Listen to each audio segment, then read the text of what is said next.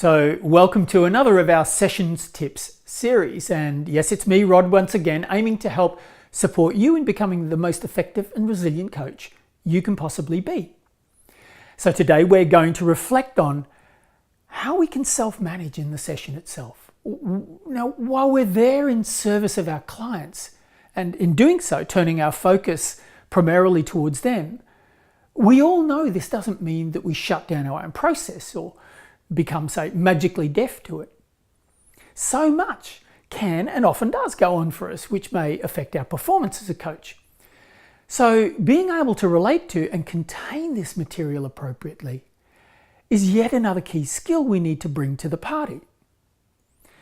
Now, you all know by now that our coaching process is grounded in this quality of presence.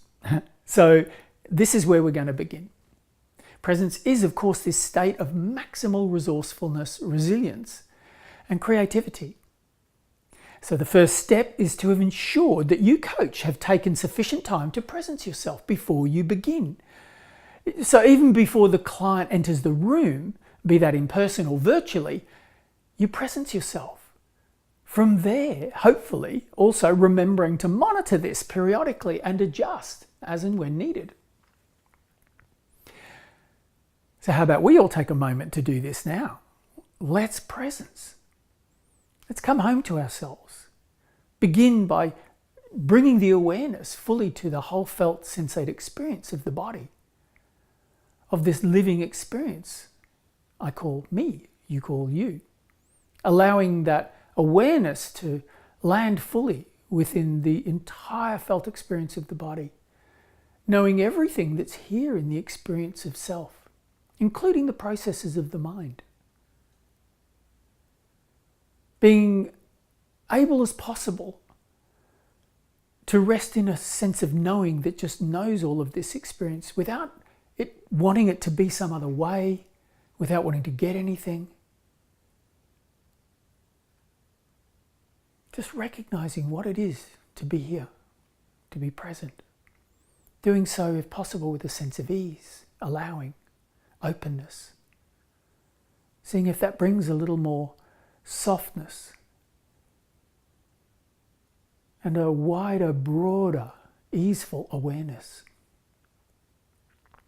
Maybe allowing a couple of long, deep breaths to drop in and out of the body. Sometimes on that out breath, it can be helpful just to get a sense of letting go. But the whole experience is grounded in the body. So now hopefully sensing into the felt experience also of greater space. When we get locked into engagement, be that in sessions or conversations or whatever we're doing, most of us have the tendency to narrow down our focus.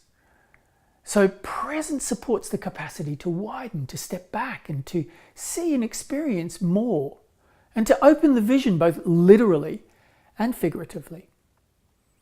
This brings a sense of what I call meta-knowing or meta-awareness online.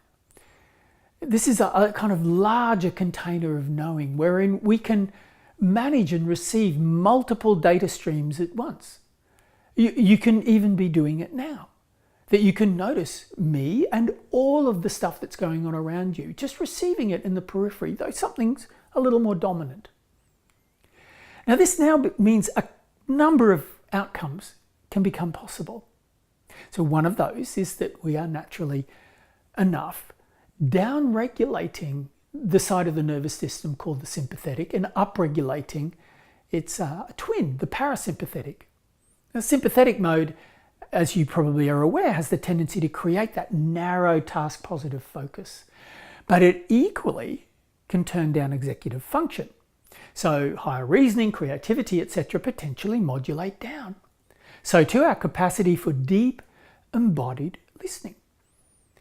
Our ability to contact that softer, intuitive voice, as it does limit our very ability to receive all those multiple data streams. Now, all of those are vital as far as we're concerned for powerful coaching. Also, engaging the parasympathetic via presence creates a shift from an energy-hungry, more striving way of coaching to one which is more open, easeful, slower, and a little more spacious. Now, that sense of space is also vital to great coaching and skillful self-management, as is the slower pace, and I'll talk about these. So let's say there's an emotional trigger in the session setting off alarms for you. Perhaps you have the sense that something's not going right, or you're getting a little bit lost, or maybe self-doubt or fear has locked up the mind and you're thinking you don't have a question. Or maybe the client's dropped something really triggering for you. Again, the sympathetic mode switches on while the emotions and the thoughts run riot and all those internal warning lights start to flash. If we are able to resource ourselves by presencing and thereby creating enough space, then this larger experience of self helps dilute the challenging experience and enable it to be recognized, held, and yet not interrupt the flow in connection. So to illustrate, imagine if you, say, stirred a spoon of salt into a little glass and then tasted it. Pretty salty and not very pleasant, right? Yet, if you stirred the same amount of salt into a glass or a container the size of the ocean, you wouldn't notice a thing.